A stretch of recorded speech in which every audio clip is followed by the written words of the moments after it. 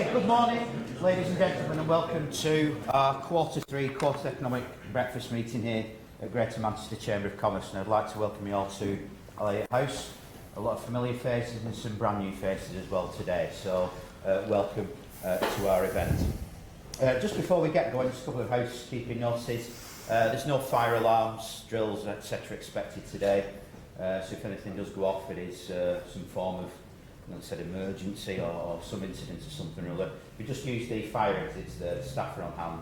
We'll meet just outside here on Jackson's Road, but there's no test expected. Facilities are just through in the members' lounge as well for gentlemen and ladies. This morning is great. It's great to see so many people here, and we're doing a number of things for the first time here today. We are going to be streaming this live. We are streaming this live on YouTube, courtesy of Crew of a Few Productions. The camera's there at the back. And there will be a link that's been tweeted out to you, so those on Twitter. Why you'd want to watch it while you're live in the room, I don't know. But people outside the room will be able to watch what's going on, so just be aware of that. Tell us what it is, the link. Joe, where's Joe? Can you just copy the? It's a long link. It is a long link. If you tweet it out, if I was on Twitter, you'll be able to pick it up off Twitter. Right. There is a link to it off the tweet. Okay. But if I stand here going www./ whatever, we'll be here till half 10. But you'll get access to it. The other thing is we've got Manchester Business Radio with us this morning as well. Those of you that may be aware of that, Manchester Business Radio, a DAB station, went live on Monday. It's the UK's first and only business talk radio station, and we've been a great supporter of it here at the Chamber of Commerce. And John and David are here with us today. They've got a couple of people lined up already to do some interviews afterwards. But we'll also be walking around the members' lounge afterwards while the network is taking place to find out other views from members about what you've heard today from the Quarter Economic Breakfast. So welcome to Manchester Business Radio. Just going back to Twitter, if you want to tweet about this, then the hashtag is GMCCQES. We're also asking for questions from people outside, so if anything comes in on that, I'm monitoring what's going on there, so there may be something there which we'll ask Christine about later on. I'll do a bit of filtering, Christine, so don't worry. No nasty curveballs with that one. Just around the QES, I think it's quite important that we just reflect on where we've gone over the last 2 or 3 years with it. Going back to when Brian Sloan was our chief economist, we had John Ashcroft for the last couple of years. What we've always wanted to do is evolve the QES into something that becomes that real centrepiece for economic research and business information within Greater Manchester.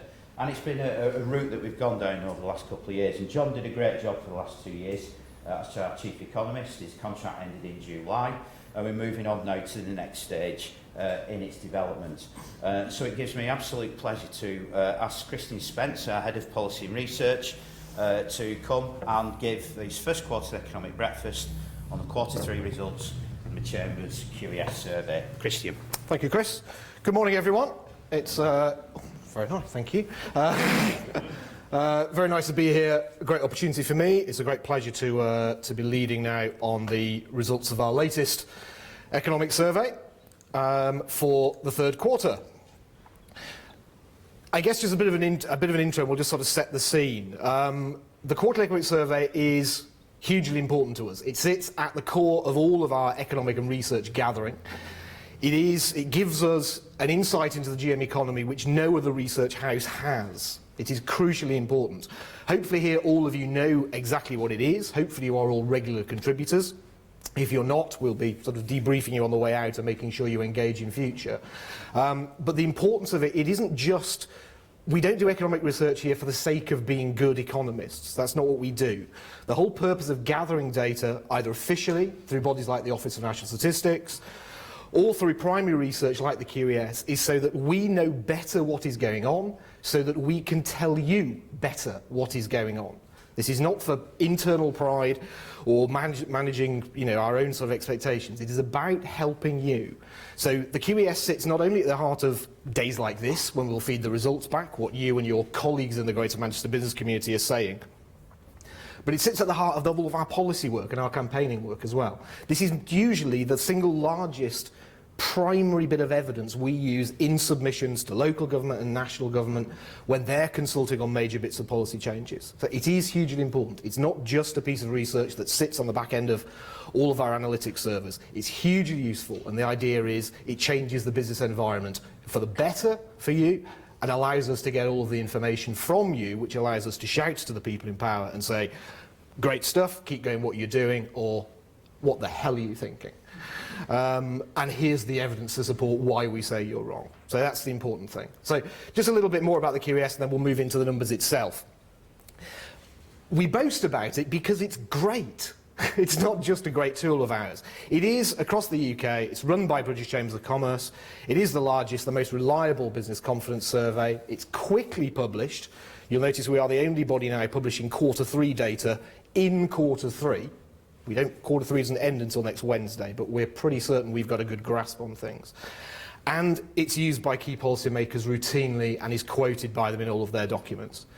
The size does matter. Yes, it does. Between 7,000 and 8,000 responses nationally. Compare that to other business organisations who've published research earlier this week from about 470 on a national body. It gives a huge granularity to what we understand. We are looking at high-level indicators, but because we look at high-level indicators across such a very large sample size, we're able to drill down and infer and understand a lot more information from that. It is also incredibly reliable. It has predicted both of the recessions since the survey began. It goes back to about 1989 in its high-level data. I've said it's first, and it is routinely quoted. I was down with the Bank of England monetary analytics team yesterday going through all of these results. So the people who advise the Monetary Policy Committee at the Bank of England talk to the Chambers of Commerce every single quarter.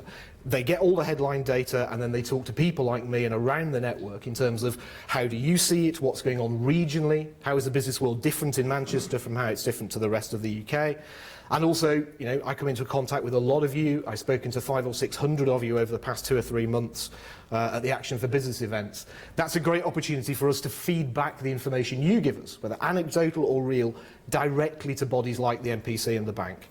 And certainly if you read all of the main economic bulletins from people like the EU and the OECD, you will always see in there British Chambers of Commerce QES as being a key indicator. So what you tell us matters. And what you tell us broadly is we ask you about 6 key things. I may well be preaching to the converted for those of you who do this regularly, but for those who don't, it's worth revisiting it. We ask about 18 high-level questions, business sentiment indications around your UK performance for your company, your international performance if you are an exporter, what's going on in terms of recruitment demand, what's going on in terms of employment and recruitment difficulties, what's happening in terms of your broad confidence environment for the coming 6 and 12 months, what's happening around investment, not only what we might call productive capacity around plant and machinery investment, but also in terms of human capital and what's happening in terms of how you're investing in your own staff.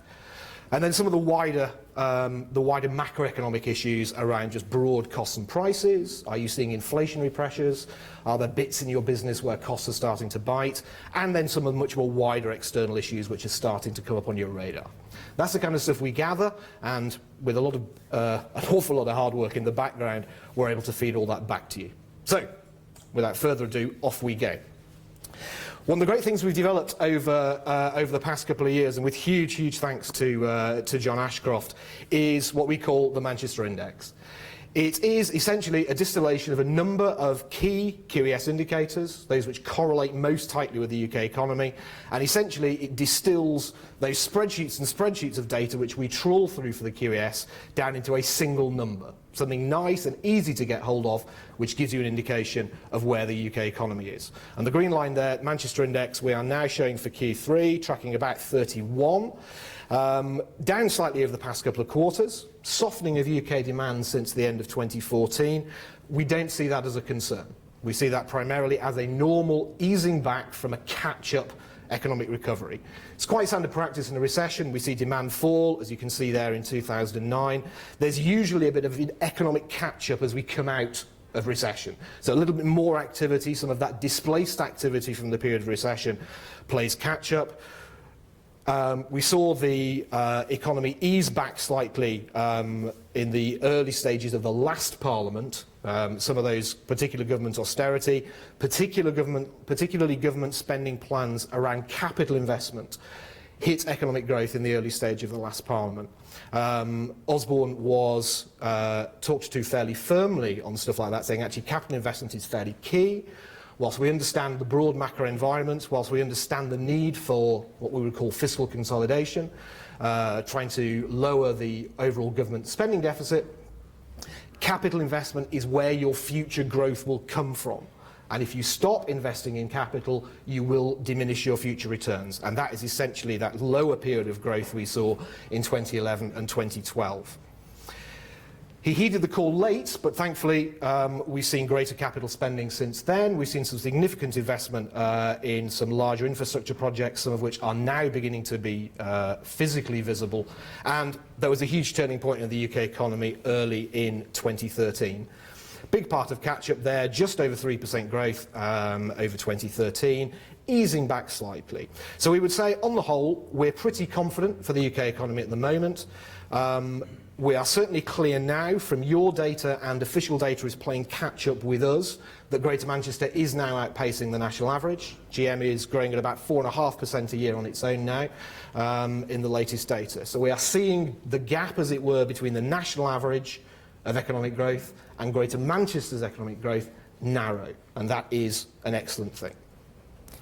In terms of what that means for going forward, British Chambers of Commerce last week published their own economic forecast for the coming years. They're expecting growth of around 2.6% this year now, upgraded from 2.3, rising slightly to 2.7 over the next couple of years. We would broadly agree with that, but we think they're still slightly negative, particularly for this year.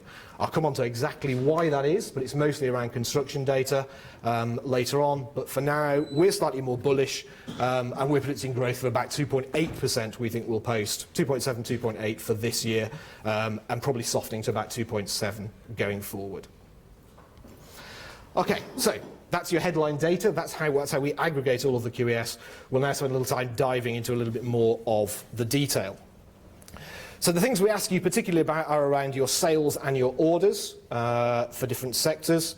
You'll see there a softening in the sales measures. The Manchester Index picks that up by just easing back. The critical thing here, though, is to see this softening, as I said, as an easing back from a period of high growth post-economic recovery. That's absolutely fine. And the key thing on the charts here is compare where we are now to some of those pre-recession levels in 2005, 2006, 2007.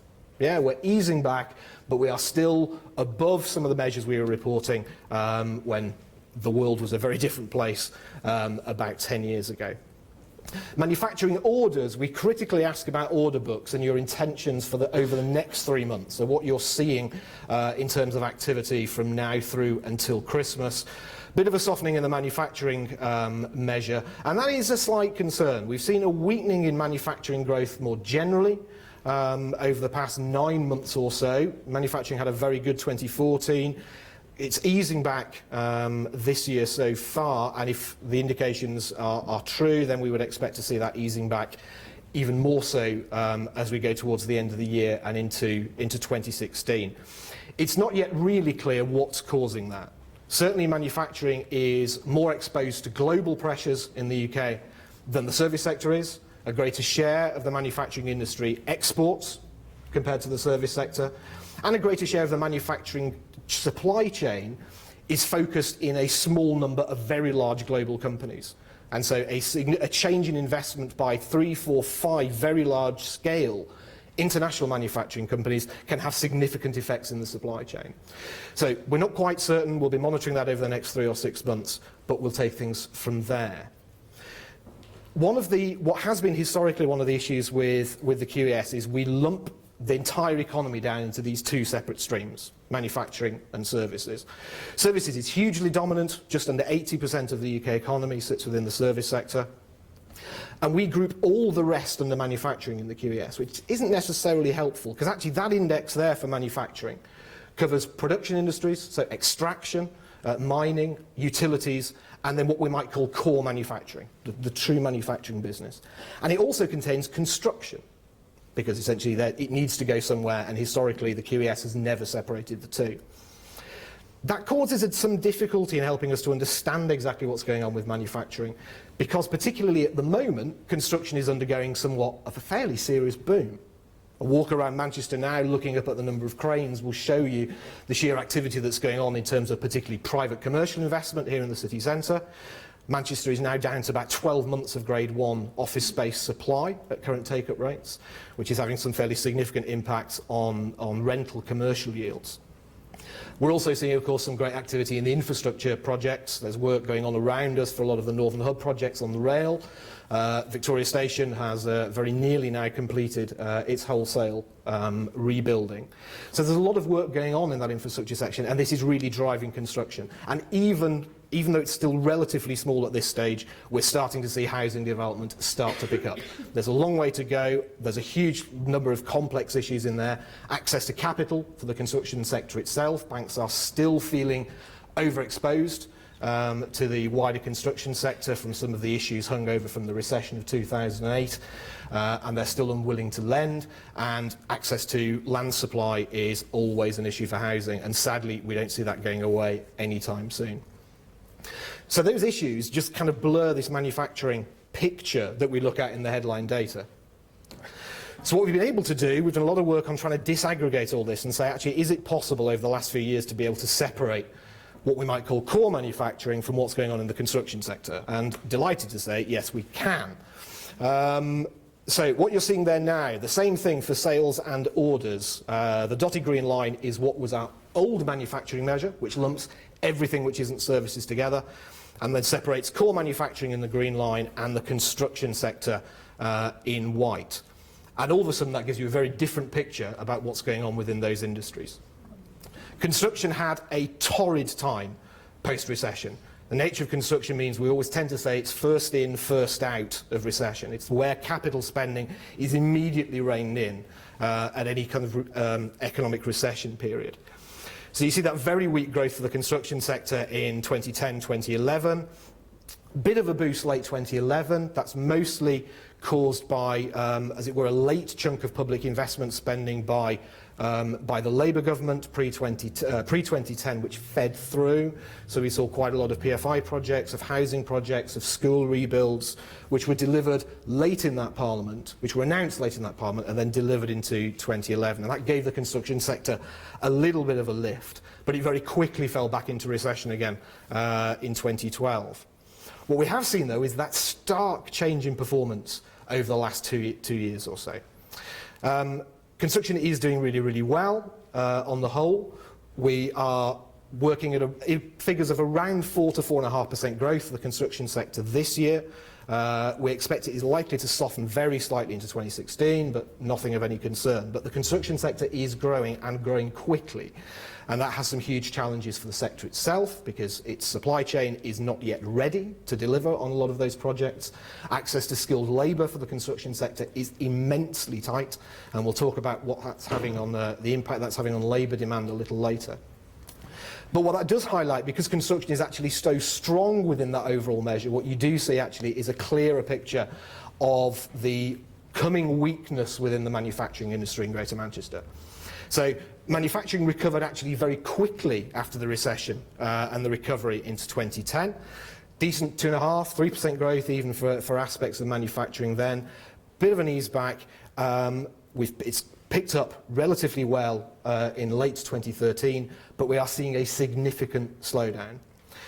I said, at the moment, it really is not clear what that is. Some people are talking, manufacturing always talks about exchange rates as being a particular issue because of the sheer scale of export and import that goes on in there. To sort of caveat that, I'd say, sort of slightly lightheartedly, but also slightly seriously, we do tend to find the exporting manufacturing sector always complains whether exchange rate, they complain about a strong pound and they complain about a weak pound. Because most of them are importers and exporters. Raw materials coming in. You know, we're not a manufacturing nation, we're a creative nation. We don't have the raw materials here. They're all imported. So a strong pound gives you problems on the export side and the prices that you sell at. A weak pound gives you problems on increasing import prices to feed all those. So it's a difficult time. So the one look at for us now is trying to keep an eye on that manufacturing sector over the next 3 or 6 months and try to understand what's going on. But certainly for the moment, the forecasts are for easing growth in the end of this year and into 2016. So we'll step out of the QES and just have a look at some official data from the ONS, which helps to support some of this. The left-hand chart there is what we call the index of production. So that's the whole part of the UK economy which is neither services nor construction. So that's your mining, extractive industries, utilities, electricity, gas and water, and then you have separately in white your manufacturing. And a lot of talk has been put recently, the official data is recording manufacturing, or production generally, as being very weak. You see in that disaggregation, if you separate the manufacturing element out, manufacturing is performing better than wider construction, wider production industry. So be careful when you read data like this. So often when people talk about manufacturing output, they're actually referring to production output, which means you've got manufacturing and extraction. And the two have very, very different outlooks. And the chart on the right shows you some of that in more detail. The white line there is your core manufacturing sector, as it might be, still not recovered fully from the recession. Output is still below its pre-recession high in 2008. But there is one thing that's dragging the production measure down, and that is mining, quarrying and extraction. You see there it has lost nearly 50% of output over the past 10 years. Most of that is driven by increasing declines of output from North Sea oil and gas. Extraction rates there are now falling by between 20 and 30% a year on year. The gas that is there is increasingly hard to get at, and it costs $40, $45, $50 a barrel to physically get gas out of the North Sea, and that's only going to increase. Now that's a huge challenge, because this morning oil on both its measures, West Texas and on Brent, is trading sub 50. So there's a big problem for the wider oil and gas sector about whether they can physically make money extracting from the North Sea. And very much they are now gambling on a reasonably strong increase in oil prices as we move later into this year and into 2016. The markets are open as to whether that will happen. Forecasts for oil prices at the end of the year vary widely from $40 to about $90 a barrel. Nobody has ever predicted the oil market particularly successfully. It's very hard to work out what's going on, but that is a big challenge for that wider production sector. $40 a barrel to get out of the North Sea. The Middle East can extract it for about $6 or $7 a barrel. So there's some huge challenges. And this sort of plays into the big political debate around whether we can become more sufficient with forms of energy like shale gas. Okay. Back to the QES and looking at the service sector. As I said, dominant in the UK economy, about 80% of all of our overall output, and the survey data is pretty conclusive. Things are looking very, very good. Again, an ease back. That's an ease back from a record high. We've not seen levels. The levels we saw 3 quarters ago, we've not seen in nearly 30 years of surveying. So incredibly strong recovery from the service sector. Yes, it's eased back, but it's easing back to growth rates commensurate of about 4% a year. So we wouldn't say that is slow in any way at all. So service sector is looking healthy. It's certainly being driven by a small number of sectors who are dominating in there. Logistics is seeing some very, very strong performance, particularly here in Greater Manchester and the North West. Greater Manchester anyway is a great centre of logistics hubs. The developments at Liverpool Superport, developing the new post-Panamax deepwater port there, are only likely to increase that logistics support here in Greater Manchester and the wider region. Certainly that also plays into political arguments about HS2 and about how we essentially give capacity on the rail network for all the containers which will now, in the future, be being dropped at Liverpool rather than at the deepwater ports in Southampton or Felixstowe.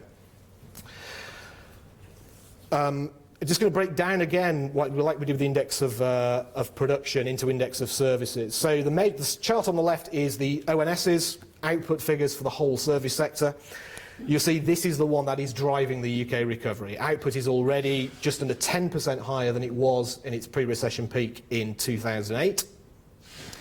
And again, so some sectors driving that particularly. You see there the dark green line, the solid green line, I should say, in the chart on the right is distribution. It's also hotels and restaurants, which are seeing a phenomenally good trade.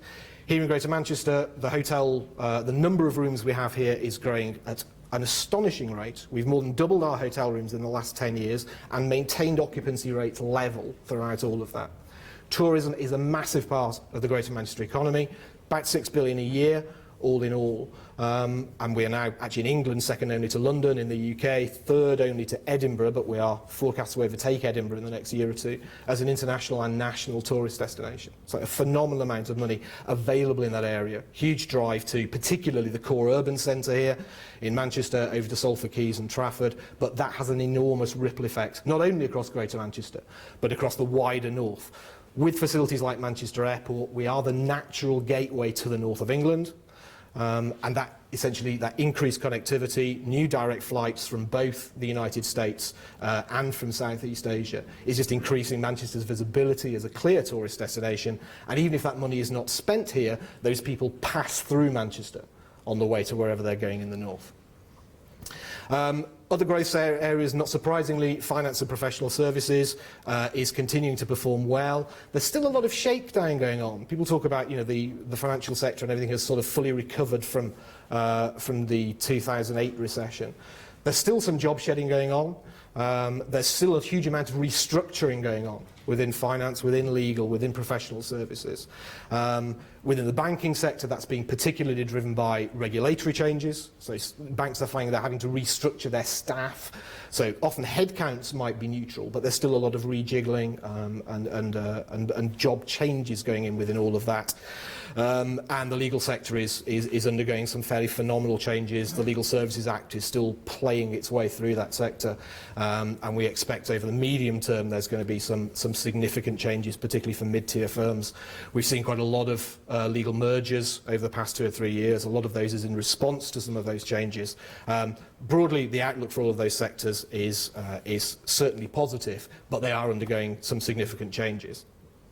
And the only thing really dragging down the services index is that dotted white line at the bottom, which is what we call the other bits, really. They're the 4 last sectors in the service distribution: education, health, wider social environment, arts, recreation. That's essentially public sector cuts and the deficit strategy of both the previous and current governments, keeping a weight down on the rate of growth of public spending, which is just keeping that service level down. But the fact that services is growing at around 4.5% a year, despite year-on-year cuts to about 20% of the economy, is a great testament. A huge part of that is retail. Now, we've had a lot of talk since the recovery that we are seeing a consumer-led recovery, an unbalanced recovery. The recovery is far too driven by consumer spending and not by investment. We tend to pour a little bit of cold water on that because the consumer is fundamentally the engine of any economy. Every transaction you make, even if you're a B2B supplier, business-to-business supplier, the business you supply to may be a business-to-business supplier, but at the end of that chain is a consumer, no matter what it is you do. And you cannot have an economic recovery without consumer spending, certainly not in a major first world Western economy. About 2/3 of the UK economy is fundamentally consumer spending driven. That's not unusual for the UK, it's not unusual across all OECD countries. So we don't worry about that particularly. And what we have seen since, again, the change we saw in the economy about 2.5 years ago in early 2013 was a massive regaining of confidence within the consumer environment. So you see on the chart on the left there, the white line actually is the important one for what we're talking about. That's the volume of retail sales. So take prices out of it for a moment. This is just the physical amount of stuff that is sold. Flat for nearly 5 years, nearly 6 years post-recession, and then a huge turnaround, I said, about 2 years ago. And that is continuing to grow and grow very strongly. Consumers clearly are finding access to money. So yes, we are seeing unsecured lending start to improve. And of course, interest rates are relatively low, even for unsecured lending. So that is helping to pass through some of that. And particularly in the last 3 or 6 months, we're starting to see pay rates start to move. So the consumer feels wealthier, they feel more able to spend. And the flip side of that is the green line, which is prices. So the amount of money spent in the retail sector, you can see there in the last 3 months or so is basically flat.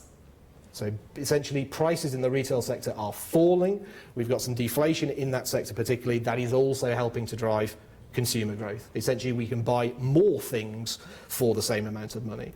And that is by the nature of retail, it's very good for the retail environment as a whole, but all of that will immediately flow through into the wholesale environment and then into the manufacturing environment, and logistics and distribution will all benefit more widely. I think it's also worth talking on retail sales about, we've heard a lot about a retail crisis, really post-recession, and that's been focused on the narrative of the high street. We've seen shop vacancy rates post-recession leap very strongly. They are now coming down, but that recovery is not evenly spread. Core urban environments, what we might call primary tier, first tier urban city centres, are performing extremely well, and at least as well as they've performed even pre-recession in 2008. Manchester city centre, its retail sales are growing about 7.5% a year.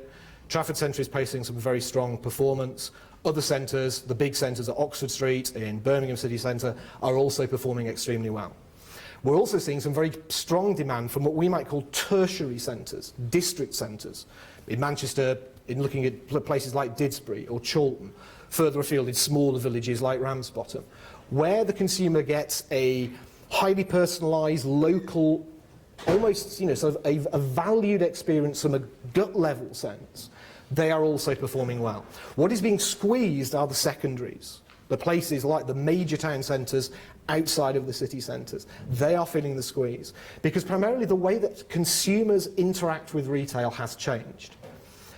The line we've often used in reports here is that retail is no longer a refuel and restock process, but it's embedded in a much more wider cultural offer. We talk about destination shopping. People don't come to Manchester necessarily just to buy what it is they need and then go home.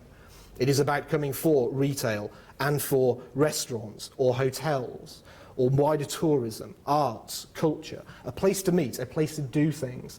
And that changing consumer environment is having an impact. The flip, I said, is that smaller district centres who can give you something unique can do very well.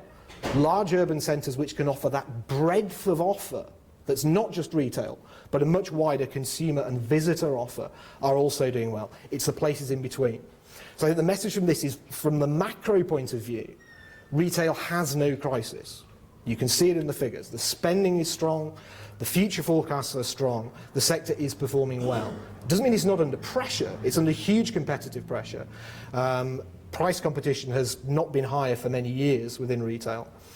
But the problem is a micro one, not a macro one. The challenge is for those secondary town centres how they respond. How do you provide that breadth of offer to be able to challenge some of the major ones? And if you can't provide the breadth, then the question is, what is your specialty? Can you offer something unique? Can you offer something different to what's going on around you? And if you can, you will thrive. And some of the secondary town centres in Greater Manchester are doing very well at that. Some aren't. Diving a bit more into the detail, the right-hand chart just splits retail down, and you can see how some of these things are changing. You'll notice there is one enormous outlier on that chart. The white spiky line is, it's technically, we call it mail order, but it's basically internet sales. Growing 10% a year, year on year, for nearly the past decade, with those huge spikes are November and December figures, not surprisingly for Christmas shopping. This is one of the other things that's a challenge to the high street. Now, most companies who are doing well in this area, who are playing both the clicks and the bricks game, say it is not about either or. It's about how you complement those two. It's about how you allow customers to come in store and still experience a digital experience.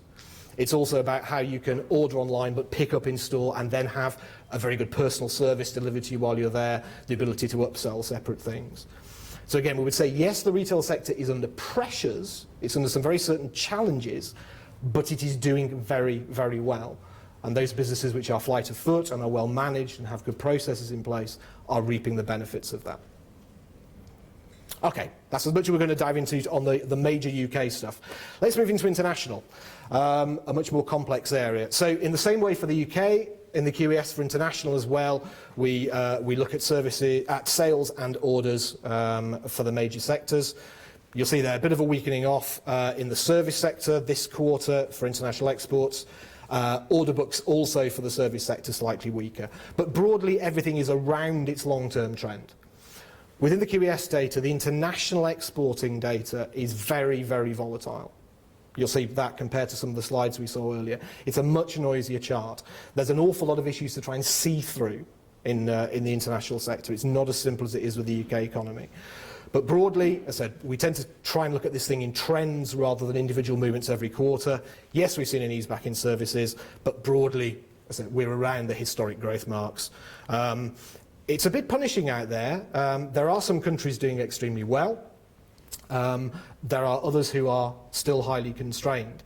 Global trade is still weak by historic standards, still only about 3.5–4% a year in terms of overall volume of global trade. Our major trading partner, the EU, is growing again now, but it's still fairly stunted. And it's really very much a case of this will be a very different experience for different companies. If businesses don't trade with countries, they trade with other companies. So you can have very strong companies in very weak economies and very weak companies in very strong economies. So you can't look at global macro growth as one chunk. Companies who trade in Germany will be having a variety of experiences, particularly if you're in automotive supply at the moment. And vice versa with trading in places like Greece. There are still huge opportunities available, even if the macro conditions are not necessarily very good. So always be careful with international data. It is enormously volatile. And just to show you this, this is our balance of trade for the UK. So on the top half of that graph is our trade balance in services. On the bottom of the graph is our trade balance in goods, and the black line in the middle there is the overall.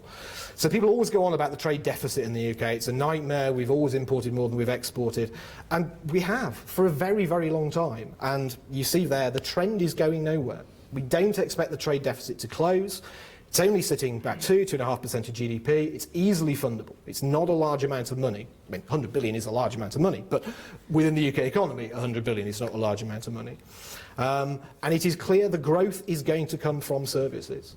It is as our architecture firms, as our professional services firms, as our retail firms look abroad for opportunities to sell, that we will expect to see our trade balance recover. The issue with the goods sector, as I said, is in the export of goods, and from the manufacturing point of view, is we do not in this country hold most of our raw materials. So every time you want to export a widget, you have to import a huge chunk of bits of things which make up a widget. The value add in manufacturing is the processing here, not the creating from raw materials on firm. So every time you export something, you have to import for most cases.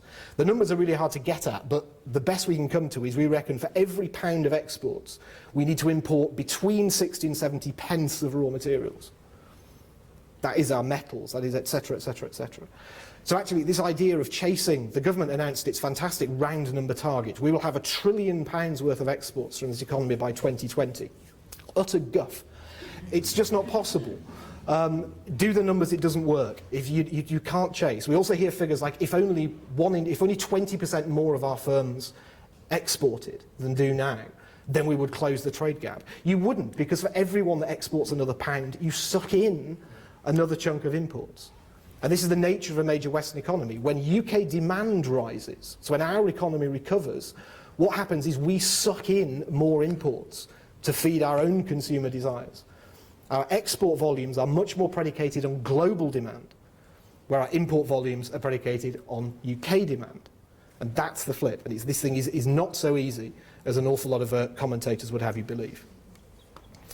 Okay, we're just going to dive into a little bit more detail. This is a very complex chart. It might be hard to read, but take away from this the trends, please, rather than any of the granular detail.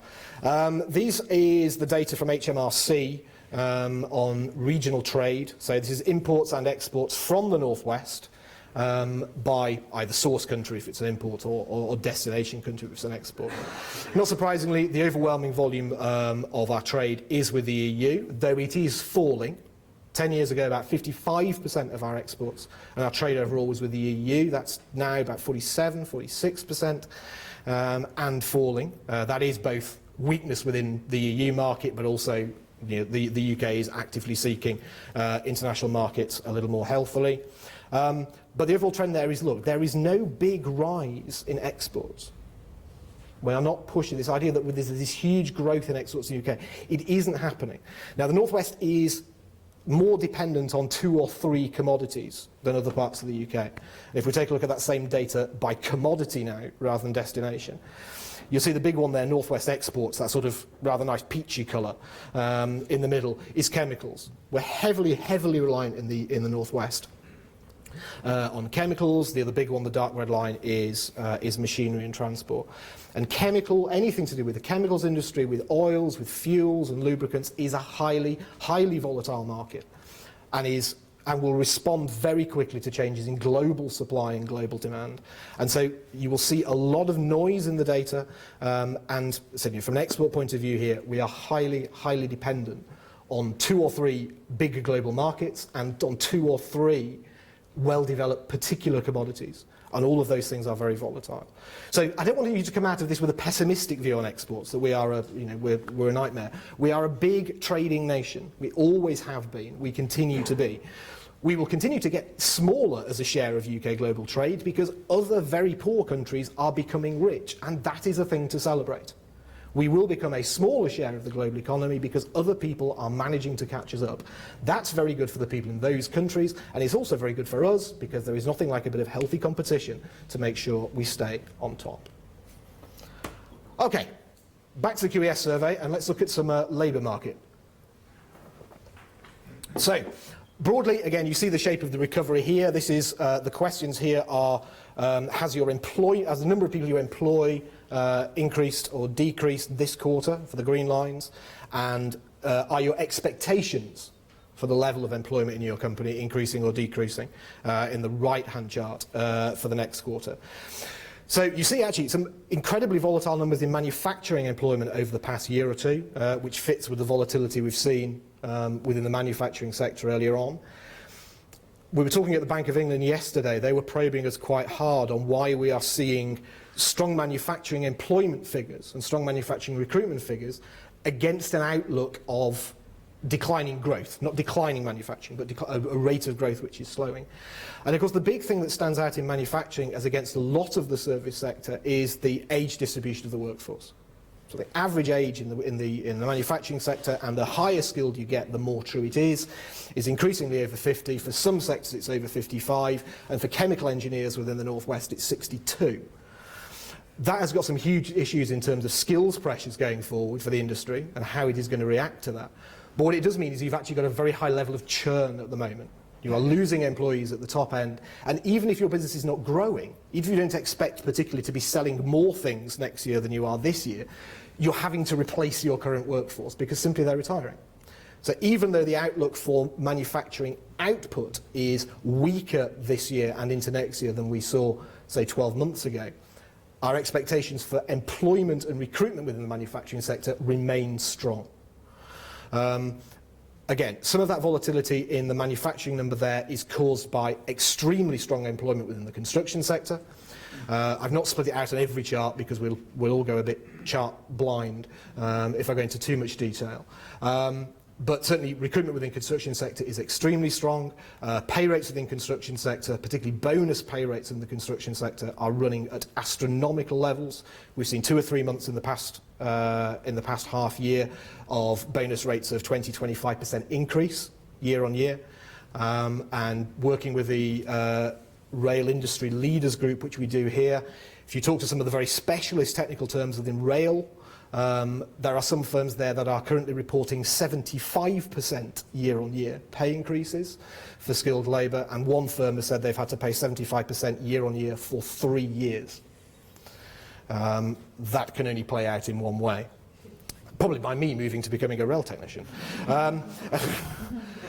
But there is some volatility, but so actually because of, within the manufacturing sector, because of this issue of an ageing workforce, even though demand remains weaker than we've seen before, employment intentions are staying high. Service sector, a bit of a turn down, but we see here for a slightly different reason. This now appears to be essentially the drive in pay rates. So from a big macro view at the service sector, we are running out of available labour. So unemployment rates across the UK are down to about nearly 5.5% now. They're falling extremely quickly. The available pool of labour is shrinking, and that at last I have to say, we here have been commenting for 2 years saying we expect the pay rates to pick up next month. We've been saying that constantly. At last, that has finally gained ground, and we're seeing pay rates rising just under 3% nationally. We'll pick that up later in some of the labour market stuff. So this is a challenge for the service sector. The available pool of labour is getting smaller because most are in work. And even though there is an unemployment pool there to draw on, the big challenge for business is, are they the right people? Have they got the right skills? Are they in the right place? Can they move around? And that is the heart of, for us, what the Chancellor should be focusing on within his Northern Powerhouse. If the Northern Powerhouse does not deliver significantly improved infrastructure and communications, which allows the labour force across the major northern cities, which is greater than that of Greater London, to interact, move and relocate as easily as people can in London, then we can safely judge the Northern Powerhouse project to be a failure. That is the key. How do you relocate people? How do you enable them to get to work which suits their skill set? In the early part of the recession, in the early part of the recovery, I beg your pardon, we saw very strong employment growth. But a lot of people I was talking to, particularly when we used to talk to our MPs in London, they would say, you're giving us a lot of very positive data, but my constituents are coming to me saying there is still problems. I cannot gain work. I cannot enter. And this is a skills and geography issue.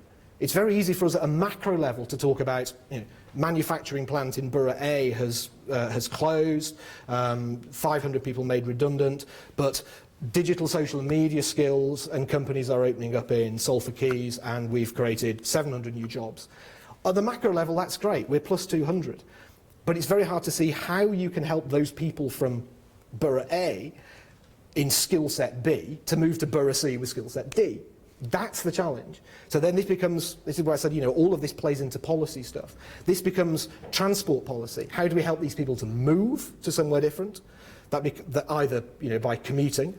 It plays into housing policy in terms of actually can our population move to take advantage of jobs in another place? And thirdly, it plays into skills policy in terms of how do we help people who have been made redundant or are in declining areas to reskill and retrain in their adult life to take on a new skill to take them forth for the next 10 or 20 years. And sadly, the UK skills system has much to offer it. We have a higher education system which is globally renowned and we should be immensely proud of. But the way the country handles adult skills retraining is abysmal and has been for a very long time. And this is where we are working very closely here with the skills team and UK CES to try and come up with solutions to this. How do you help people to move and access the new jobs? So, still within the QES data, we also ask about how many of you have actually attempted to recruit and whether you were successful. And this plays back on a lot of the stuff I've talked about already, so I won't dwell here. Recruitment is the green line for both manufacturing on the left, services on the right. White is recruitment difficulties. Difficulties just keep getting harder. But more companies are trying to recruit. So 2/3 of all companies are attempting a new recruitment in each quarter at the moment. That's great news. But nearly 4 in 5 are having difficulty or be either difficulty filling or are unable to fill the positions.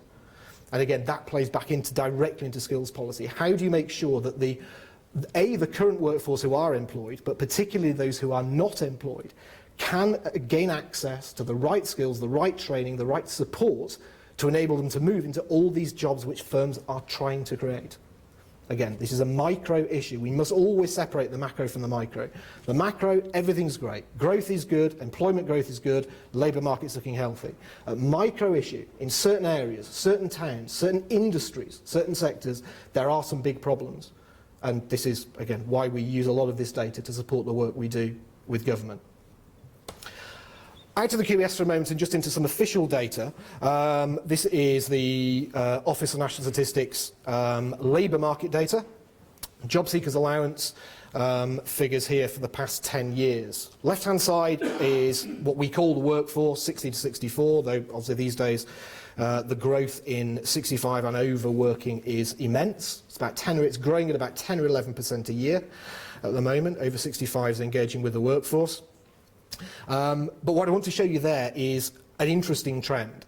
So what you'll see first of all, the sheer scale, the rate of the decrease of people on job seekers allowance is phenomenal. It's never fallen this fast before, and the headline rate is now well below where it was in the pre-recession peak. But what I want you to particularly look at is what's happened to Greater Manchester's position against the wider region and the wider UK. And if my wonderful technology will work, I can show you that in somewhat more detail. Look at that.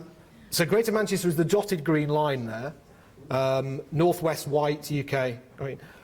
Sorry, wrong way around. The UK is the dotted green line. So we've always seen is Greater Manchester at the top in light green, UK below it. Greater Manchester has always had a higher unemployment rate, higher job seekers allowance rate than both the North West and the UK as a whole.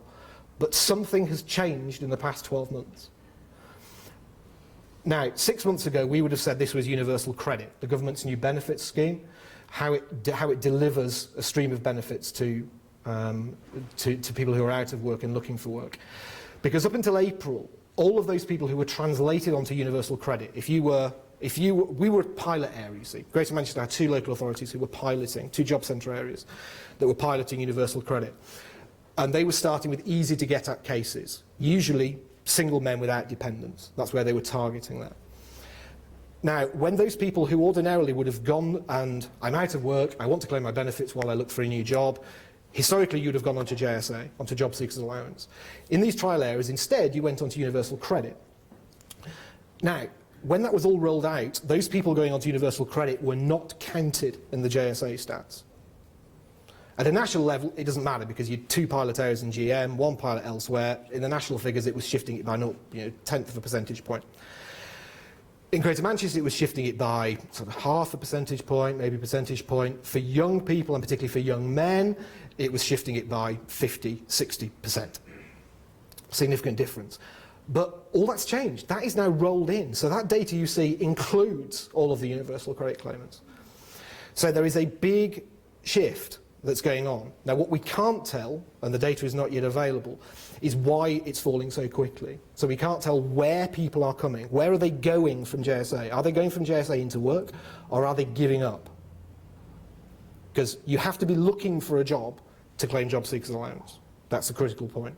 So this might be people who've been looking for work for a long time, haven't been successful, and have given up, disappeared either into the inactive market or the black market. It may be genuinely good news and we have made a significant impact on changing youth unemployment. There has been some very good work going on by the councils in Greater Manchester, more widely on how you engage with people through things like the work programme. They've had much, much higher success rates than the national average. So it could be that we're seeing some of that come through. We don't know, but at the moment it's an extremely good picture and we're happy to take it as that. On the right-hand side, we see the same thing, but for 16 to 24-year-olds, what we call youth unemployment. And again here, you'll see a significantly faster fall for both Greater Manchester and the North West than the UK average. The Greater Manchester number here can be shifted because of our very large university population. 100,000, 106,000 students across the universities in Greater Manchester means we have a big anomaly in all of our population data. We've got a much larger chunk of under 25s than anywhere else has. And because a very large share of those are in full-time education, they won't be looking at these sort of numbers. So that can skew it. But again, you can see in the data, something has changed in the past year. It's probably going to be another 6 months or so before we're able to really understand what's going on. But as I said, for the moment, we'll take that as being a great positive. Rather than looking at JSA, which is a subset of people who are unemployed, so if you're a job seekers allowance claimant, you have actually paid in enough already to be able to draw down JSA, variety of other criteria. If we look at wider unemployment, so definition of unemployment is I don't have a job but I want one. Actually, I'm going to skip forward a slide here. This is important, and almost nobody gets it. Because the problem for us economists is when we talk about unemployment, we mean something different to what almost everybody else thinks. This is the difficult bit. Unemployed does not mean I don't have a job. From my point of view and from this data's point of view, unemployed means I do not have a job, but I have been looking for one in the last 4 weeks, and I am available to start one in the next 2. Simple, isn't it? Right? That's unemployed. So we see the whole thing is very complicated. We don't see people as being employed or unemployed. We see them as being active or inactive in the economy. If you're inactive, you're not looking for work, you're a full-time student, you're a carer, you're retired, you're disenfranchised, whatever, then you're economically inactive. If you're economically active, you're either employed or unemployed but looking for work. And if you're in employment, you're either employed or self-employed. Clear? No, quite. It's just an important point because it means often people see unemployment and employment as two opposing sides of a set of scales, but they're not. They're actually both on the same side. So this is why you can have things, you can see both employment and unemployment rising at the same time, which is actually what's going on now. So employment is up nationally and here in Greater Manchester. Unemployment is up nationally here and here in Greater Manchester. What's causing that is employment is rising because people are getting jobs. That's easy. That's nice and straightforward. As far as we can tell from the data at this stage, unemployment is rising because people who sat on that inactive side, I am not looking for work for whatever reason, student, carer, retired, have now said, I still don't have a job, but I am now looking for work. That increases the unemployment numbers. Yeah? So I'm not looking for work, you're not unemployed. I still don't have a job, but I am looking for work, means you're now unemployed, and so you come onto the unemployment count. What appears to be driving that is women aged 25 to 34. That appears to be the big shift. So what we're seeing is women in that age bracket moving from being economically inactive, not looking for a job, moving into looking for a job. Now that's likely to be a big drive from the benefit change reforms. So we're seeing huge changes to working tax credit, to unemployment benefits, and we suspect that is starting to drive women who are either considering becoming parents or already parents into work to try and find additional money. Again, it's going to be a while before that plays through into the stats in enough detail for us to start to understand it, but at this stage it does look like Osborne's reforms to working tax credit only 3 months ago are already being picked up in terms of people's behaviour. So that's really interesting. The two things we've got here I just want to look at. This is unemployment rate broken down by age. So the green line on both charts, is unemployment for the whole, unemployment on the left, employment on the right for the whole workforce, 16 to 64-year-olds. And the white line is for youth unemployment, so those aged under 25. What I really want to show you here is look how different the scale of the change was between the overall workforce, which is the numbers we all reported, and the under-25s. Throughout the recession, it was the under-25s who bore the absolute brunt of unemployment. Yeah? So the workforce as a whole, only about 4 percentage points rise from pre-recession peak through to the worst point of the recession. We're seeing about a 12 percentage point rise for the under-25s. So that is where the focus of the issue for unemployment has been. And same thing on the right-hand side, this is employment, so don't forget these aren't the flips of each other directly.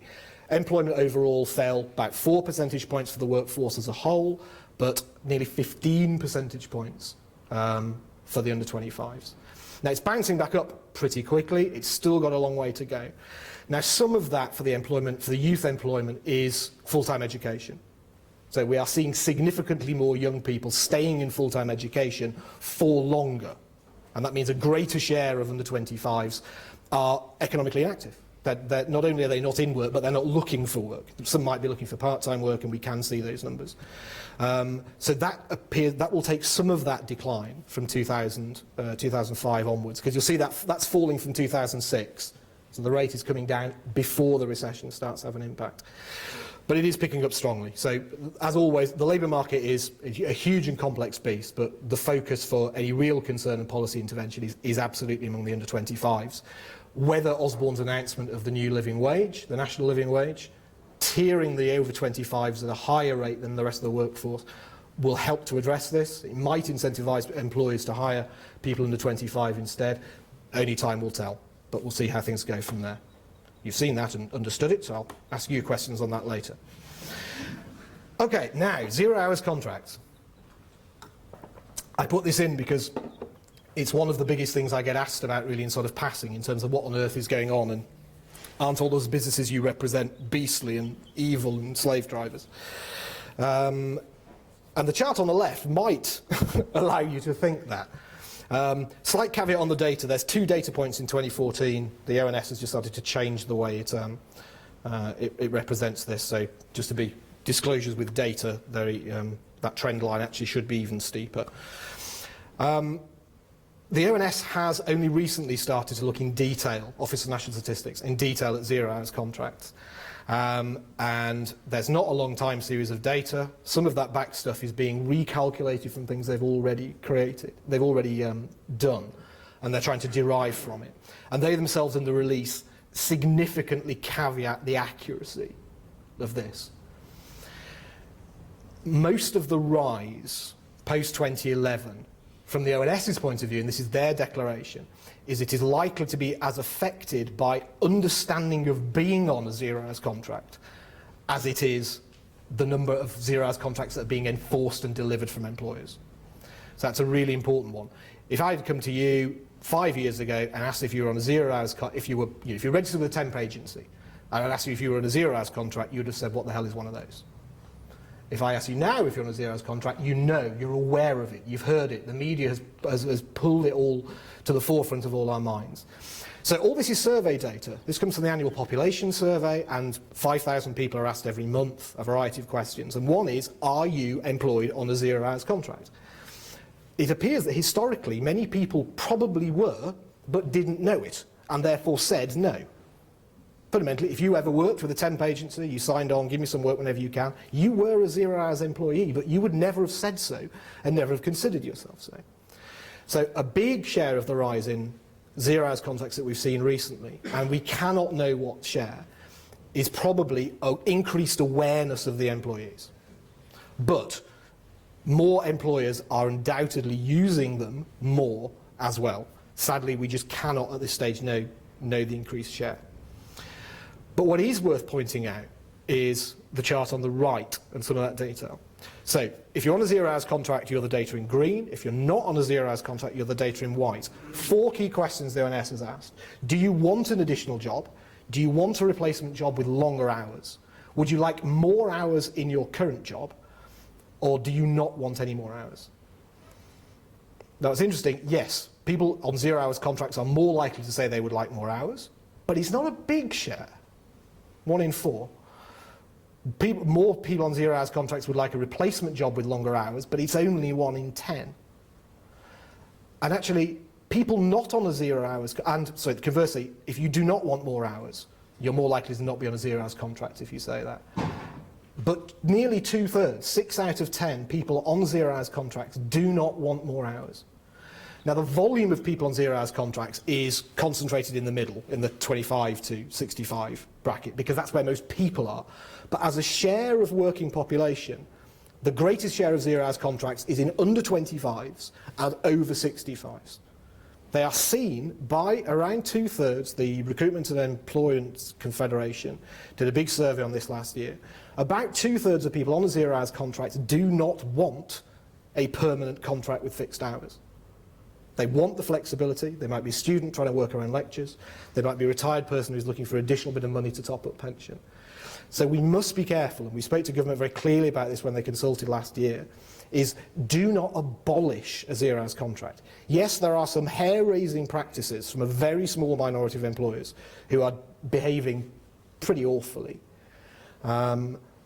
But actually don't abolish them. So yes, clamp down on exclusivity clauses, which say I'm not going to guarantee to offer you any work, but I forbid you from looking for something with anybody else. Forbid that. We're very happy to see that. But don't throw the baby out with the bathwater. A lot of the recovery in employment, the strong recovery in employment since the recession, has been down to the sheer flexibility of the UK workforce. The labour market has been allowed to flex. People who want to take fewer hours have been able to. We've seen some actually very good behaviour, very good policies from the unions about looking to gradually shrink hours across the whole set, so actually you keep employment levels up but take less. It is that flexibility which has undoubtedly helped the UK recovery. So zero-hours contracts are a part. They are a small part, so about 2% of the workforce in the UK are on them. And about 2/3 of those are happy with it. So be careful chasing very, very noisy policy for it's a very, very small subset. Now, at the micro level, that subset is important because we must always remember that 0.6% of the workforce is not just a statistic, but it is several 100,000 people. But target the issues there. Don't try to do a blanket ban. That's me off my soapbox. Back to the QES data, we're just on the back end now, so we'll just about 5 more minutes and we'll take some questions. We asked about confidence, your expectations across industries for turnover and profitability. We are close to record highs on all of that. And what's interesting here actually is if you do the split by, if you extract construction from this broad manufacturing figure, the manufacturing figure is slightly down, but still very, very high, way above long-term trends. So even though you're seeing that decrease in demand in the manufacturing sector at the moment, that slight weakening of growth, employment intentions are still holding up, recruitment is still holding up, and confidence for the next 12 months is holding up. So that's why I say, we've got concerns around manufacturing, but we are not worried. It's something to watch, but for now, the outcome is looking good, and the service sector, as I've said before, is booming. Investment. 2 separate things we look at here. One is capital plant on the left-hand side, what I call physical productive capacity. And on the right-hand side, investment in staff. Investment in plant is moving quite nicely. Big drop from the service sector this quarter, not really clear what that is. That's going to be definitely have a look at next quarter's data and see if we can start to look at trends. But manufacturing investment is very good. Earlier on I talked about some of the confusion between a consumer-led recovery and an investment-led recovery, and some of that concern, and lots of people even now are still issuing press releases saying it's a nightmare, consumer spending is too high, we have to rebalance our economy to exports and investment and all of that kind of stuff. Investment follows demand. This is a key thing. This is Economics 101. You cannot expect an investment-led recovery because who here would invest in productive capacity for their business without sight of consumer spending at the end of it? I'm going to invest £1 million in a widget-making machine even though I can't see anybody who wants to buy more widgets. It doesn't work that way. The consumer demand comes first and investment will then follow. We were saying that 3 years ago, thanks to the data you give us, and the chart now lies it out. 2013, remember from those earlier charts, Q1 2013 is when demand suddenly started to return in the UK economy. Look where the investment started to pick up, just 6 months after that. It's exactly what we expect. Investment lags demand by about 6 to 12 months.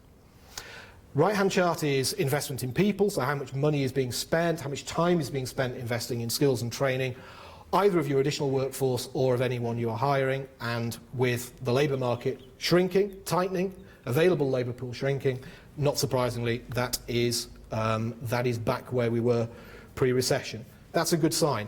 Historically, and certainly in comparison with other countries, it is still low. UK business has been decreasing the amount it spends on human capital, on training and the skills of its workforce, pretty much year on year for about 40 years.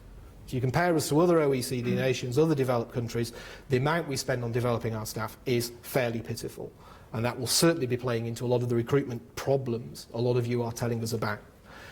We're doing some interesting work with the construction sector at the moment on looking at how they train, whose responsibility is it to train. Early data from that, you ask a huge swathe of companies whose responsibility is it to train, is it the big guys, the small guys, chambers, colleges. If you ask all of those people, about 3/4 basically say somebody else. British business is managing a very, very good buck passing exercise about who should look after the future profitability of their firms.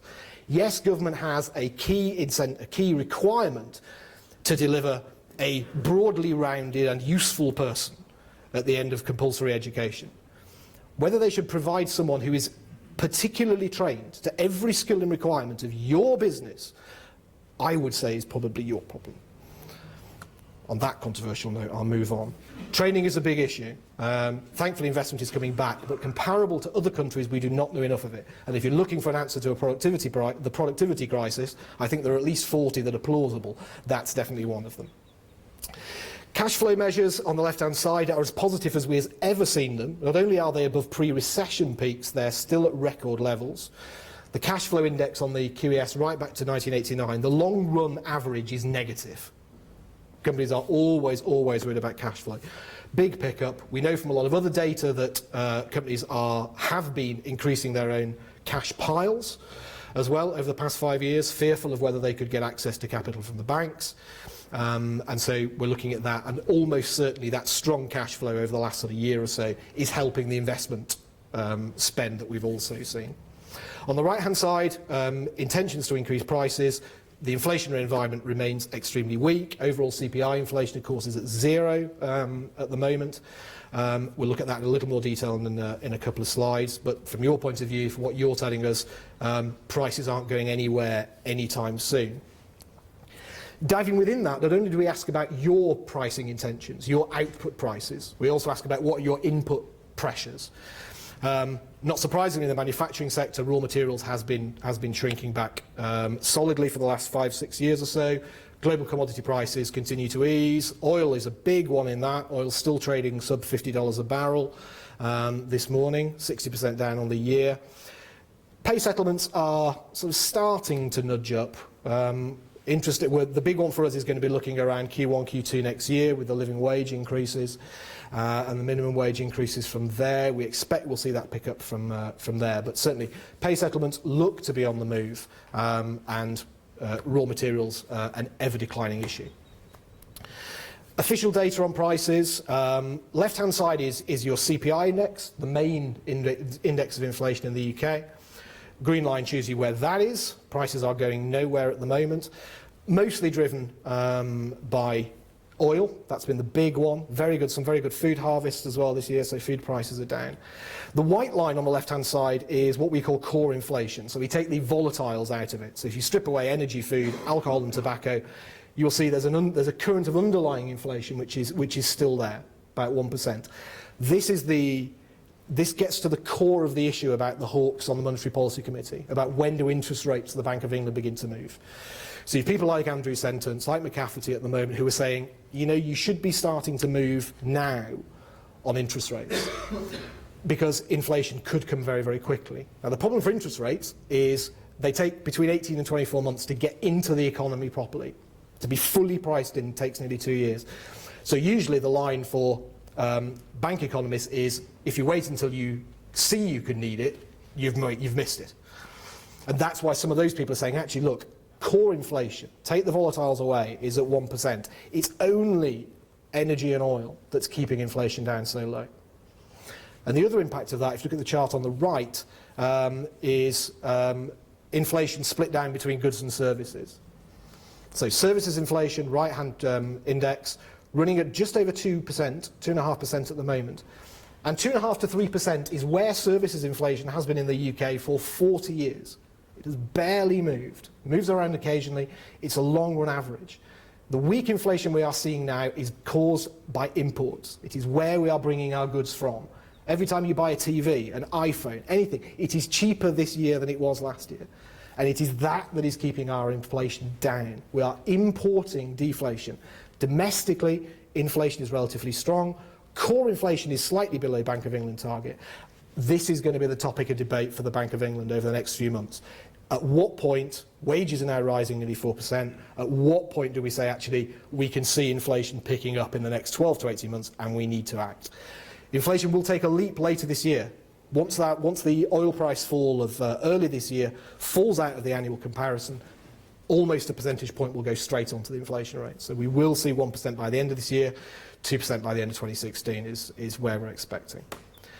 To dive into that goods data more deeply, this is the Office of National Statistics producer prices. Left-hand side, input prices. You want to know where all that imported deflation is coming? There you go. Prices down nearly 30% in the past 3 years in terms of inputs, and that is keeping the head on output prices there on the right-hand side, flat for 4 years. So again, it is imports that are causing our weak deflation. It is raw materials coming from abroad that is keeping the prices down. Average weekly earnings, we touched on that a little earlier on. Only to say, I said the whole economy is rising about 3.7% in the latest data. And that's being held back by the public sector. The left-hand chart there, the dotted green line is public sector earnings, 1% pay cap across much, but not all of the public sector at the moment. Pay freezes in place in other parts is keeping that down, but the private sector is moving on at a pace, about 4.4% in the latest data for private sector pay. And if you disaggregate by industry there on the right-hand side, manufacturing about 2%, services and construction on average around the 4% mark now. What is going on? What are the external factors on your business that are affecting you more this quarter than last quarter? Predominantly in there, the blue line is competition. Now, I can't really give you a long-run series on this because the chart becomes totally illegible. But post-recovery, competition has leapt as being the single most important issue for business. That's actually probably a very healthy thing. That will certainly mean you're all having to work a lot harder to keep those margins and make those sales, but undoubtedly good, strong competition is a good thing. Exchange rates, always more important for the manufacturing sector than for services, as I talked about. Strong pound at the moment, about 153 against the dollar this morning, 137 against the euro. Strong by short-term averages and short-term trends, but actually about where you'd expect them to be. You say in the long run, they're probably price parity. They're probably about where you'd expect them to be. And certainly we don't expect them going anywhere soon until the first bank rate comes along. When the Bank of England decides to move interest rates, we can expect a fairly decent spike in sterling at that point.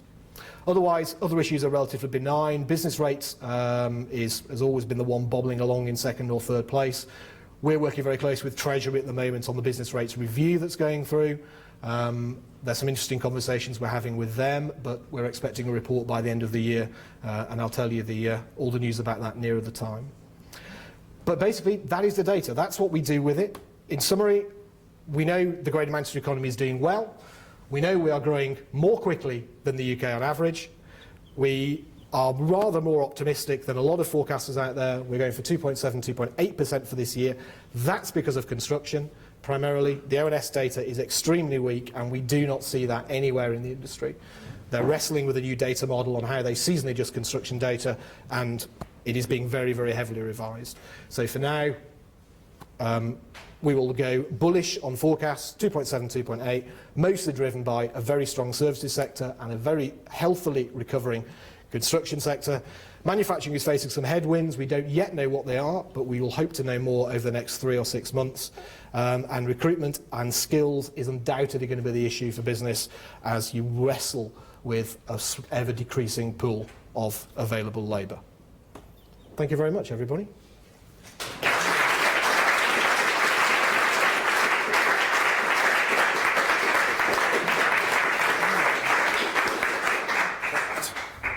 Okay, we've got time for some questions. We've actually had one from Twitter from Michael Dahl from Barber ABI, and he's asking the question: what, in your opinion, is driving the increase in tourism in Greater Manchester? I think we're a wonderful place. No, just turn that. I know Michael well. Tourism's an interesting one. I mean, undoubtedly, we talk about brand Manchester a lot. So, you know, how does that resonate not only within the UK but around the world? Football, without a doubt, sits at the heart of it. The brands of United and City play very well across the world. The history of Manchester, I think we often underplay the whole sort of, you know, first industrial city in the world. We're very used to it here because we're surrounded by it, but it's an enormous draw for people, particularly from emerging markets, to come and see the history. You know, we underestimate. The Industrial Revolution was born here. Nuclear science was born here. The computer was born here. This is what we do. We're an incredibly creative city. So it's the one thing we always talk about with bodies like Marketing Manchester. You know, it is brand Manchester. Sorry?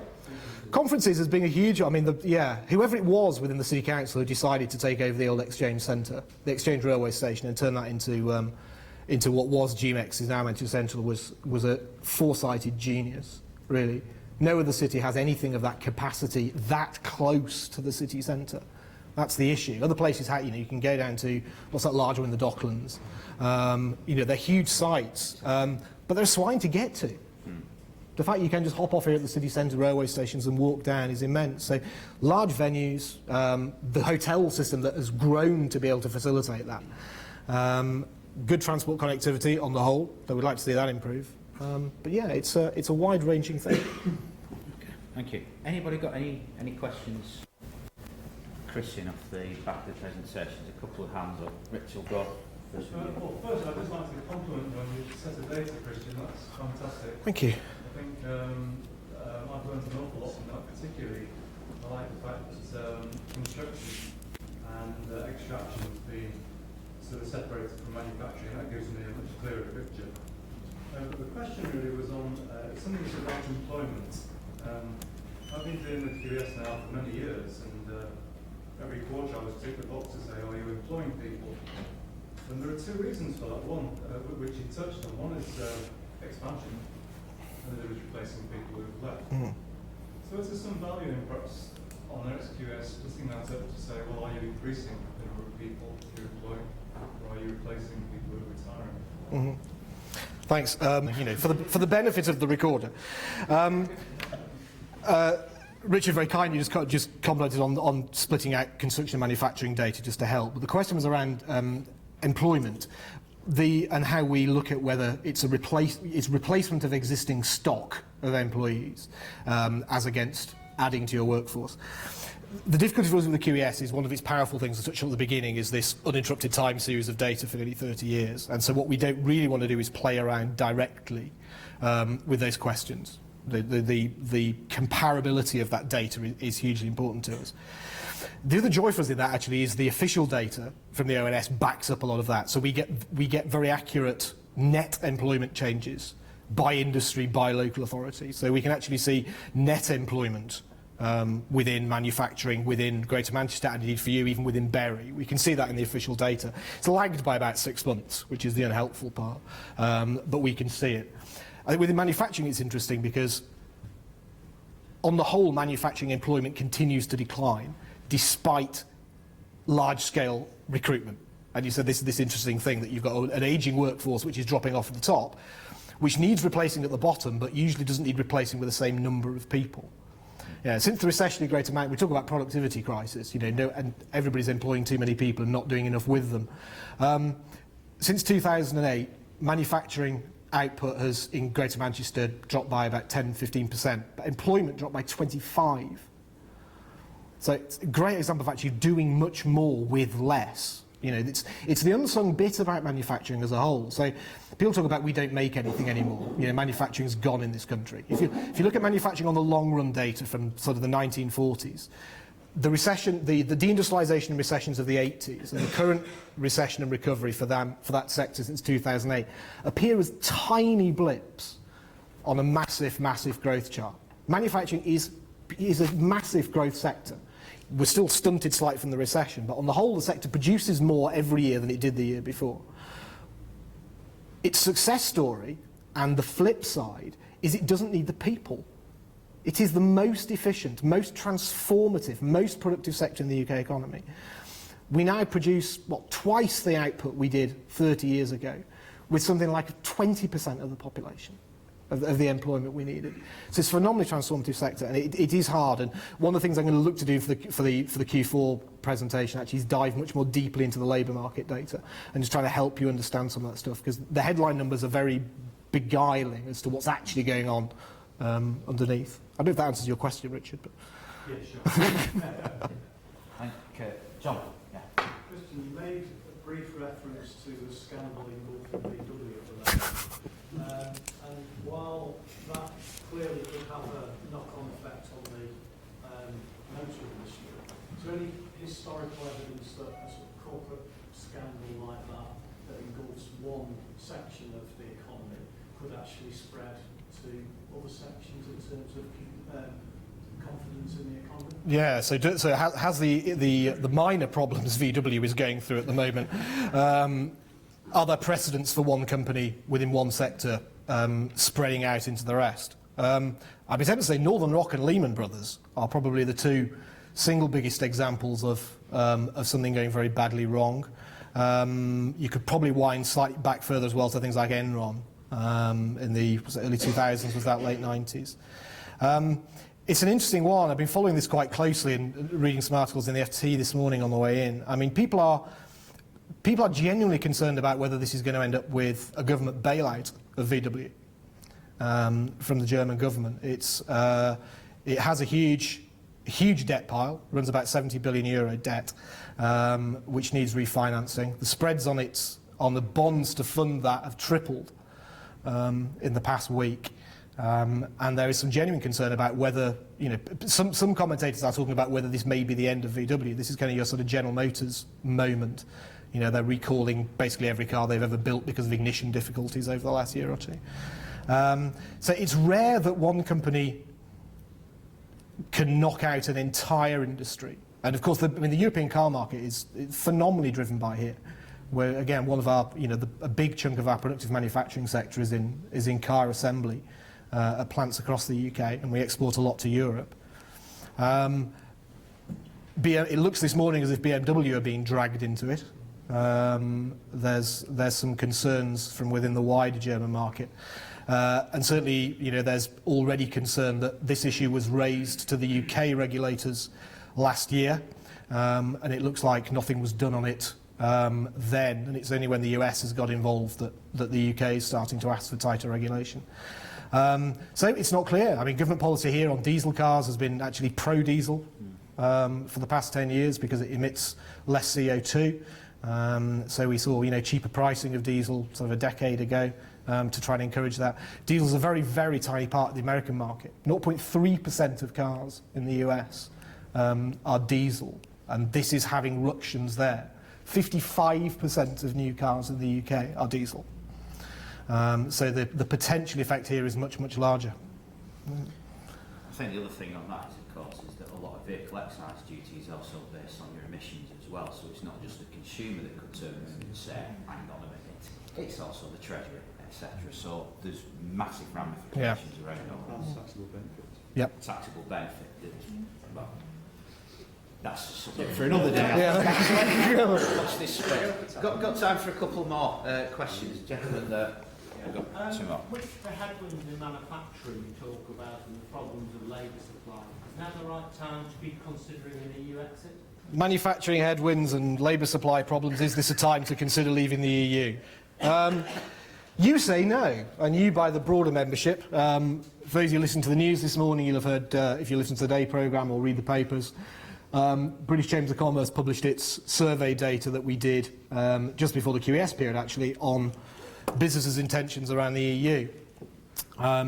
That's fairly conclusive. It tracks, it says exactly what you've been saying to us in local surveys for the past 2 or 3 years. About 2/3 of you want to stay in. About half of those who say they want to stay in have absolutely no intention of changing their mind, no matter what Cameron comes back with in terms of renegotiation package. But that does mean, those sound positive figures and they're in the majority, but it does mean that half of the business community is open to exit. Chance to have a look at the press articles today is 50% of businesses polled, chamber membership, so this is everything from sole traders to PLCs, every sector included. 50% say that exit would either be neutral or positive to their business. Only 45% say it would be actively negative. Now that goes, and the Times ran on this particularly, goes everything against everything the CBI has been saying, but CBI says what the CBI says. Its membership is a much tighter group of people than the Chamber network. I'm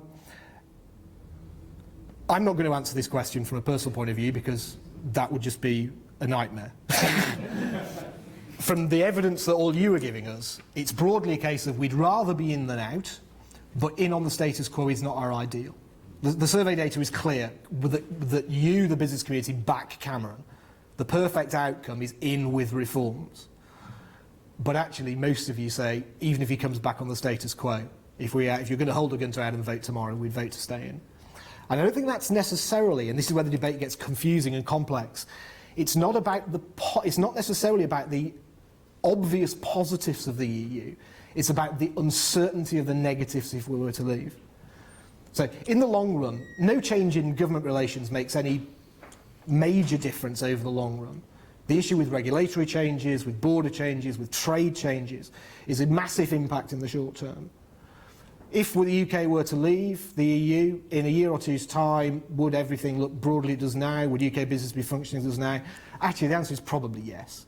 EU countries trade as much with us, actually more. They export to us more than we import from them, more than we export to them. No, but the short-term impact could be fierce, and it's highly unknown, and that appears to be why there's still this chunk in the middle who are sort of slightly edgy about going. We're going to be picking that up at our autumn assembly on the 16th of October, around that and a couple of other issues as well. Just conscious of time, just got a couple of more questions. We'll take those on the back of each other and we'll sure. wrap up after those. So, gentlemen, yeah. Christian, just one question. You mentioned about productivity increases, more being done with less people.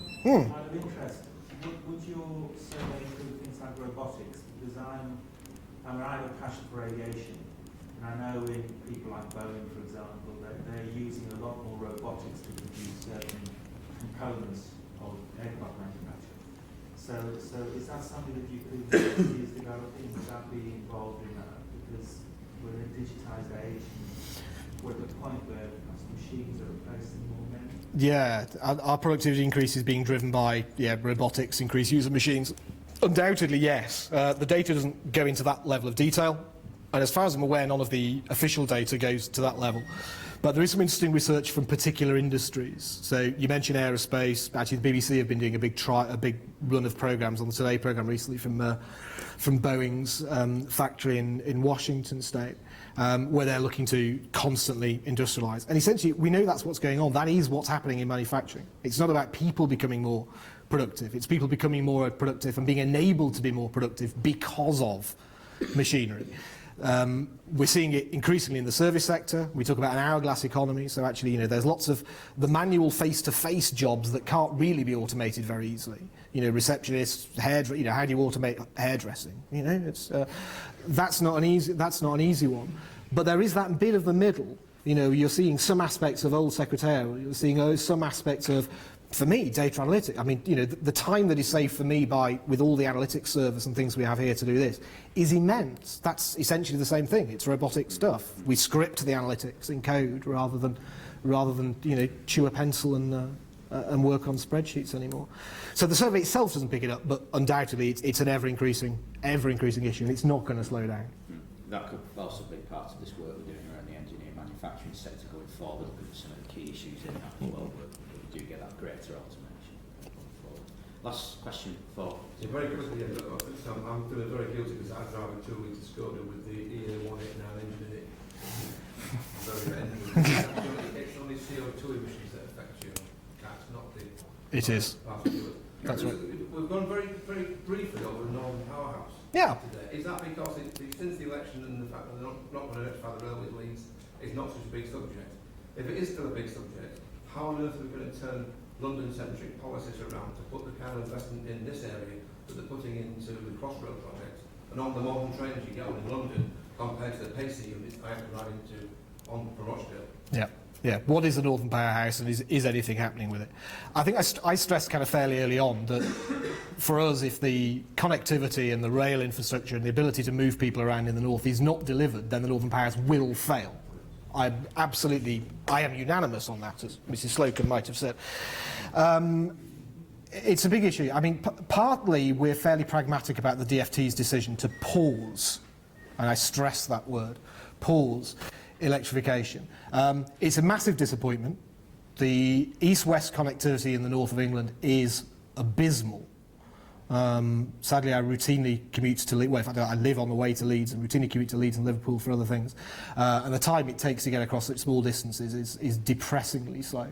The rolling stock is awful. That's my regular commute. To be fair to the DfT, Network Rail's handling of electrification so far over the last 2-3 years, they're currently wiring London Paddington to Bristol. They've just completed Liverpool to Manchester via St Helens. They've just completed Liverpool to Wigan. It's all been between 2 and 3 times over budget. It's all been late. You couldn't, in all honesty, expect the DfT to press ahead while Network Rail is cataclysmically failing so significantly. I use those strong words in some comfort because that's pretty much what Network Rail itself acknowledged, not only recently after the announcement, but actually was talking about it before. It's acknowledged its supply chain is not ready. There is not the human capacity to deliver the electrification needed. They have bought 2 shiny new electrification trains for the Great Western, which was supposed to be sinking 250 piles a night, and they're achieving 6 or 7. The whole thing's been a bit of a nightmare.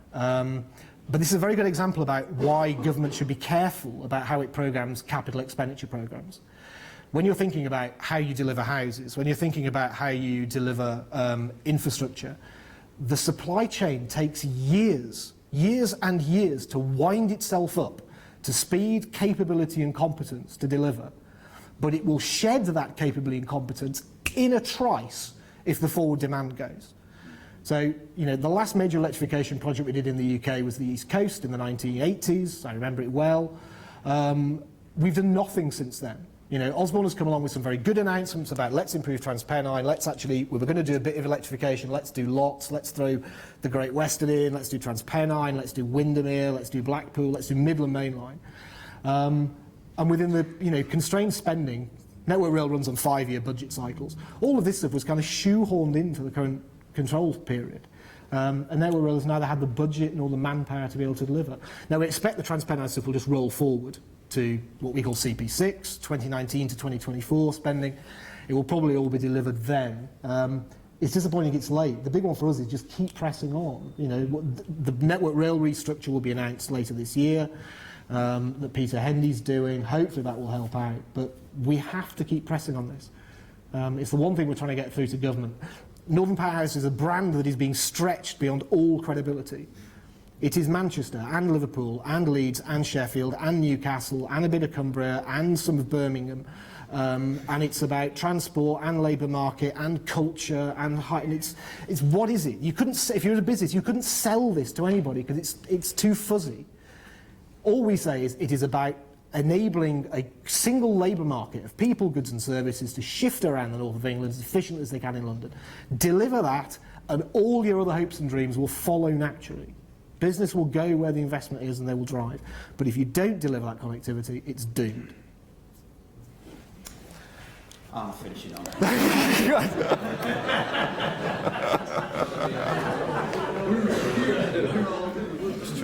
just try and raise the spirits. Go on, turn them around.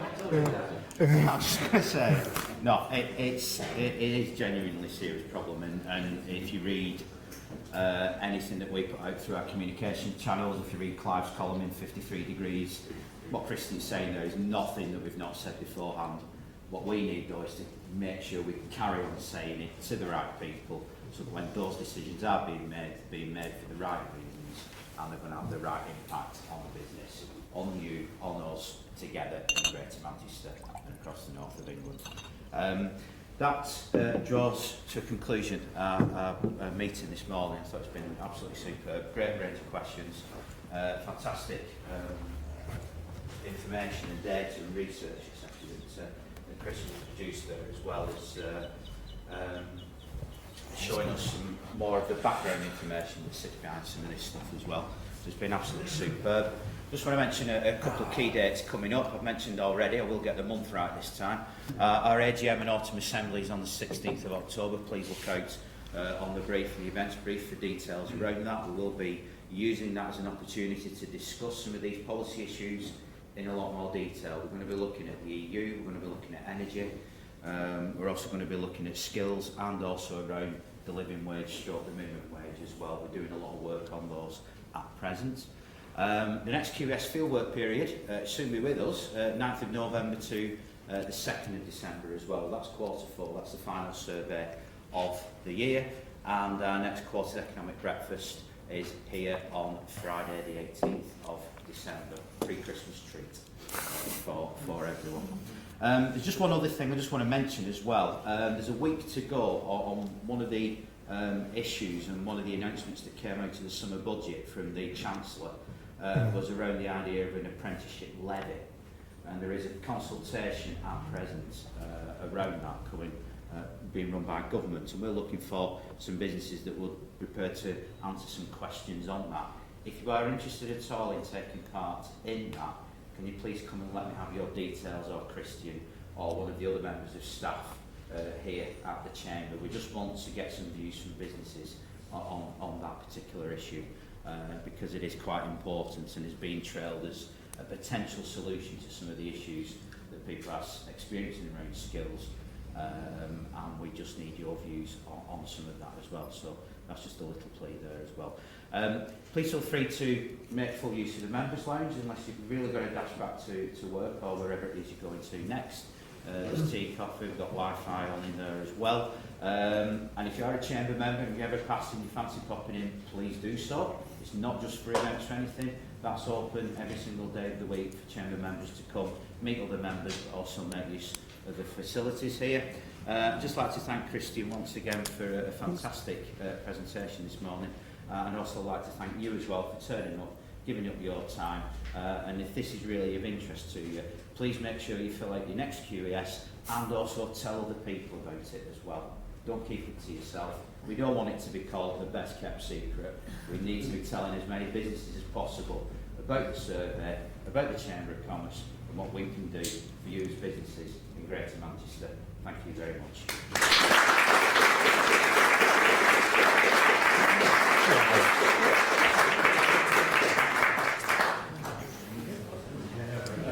Really fantastic presentation. Good, thank you very much. That's really kind. Thanks. Nice to see you. Cheers. I'm happy to do that stuff on the apprentices. It's right.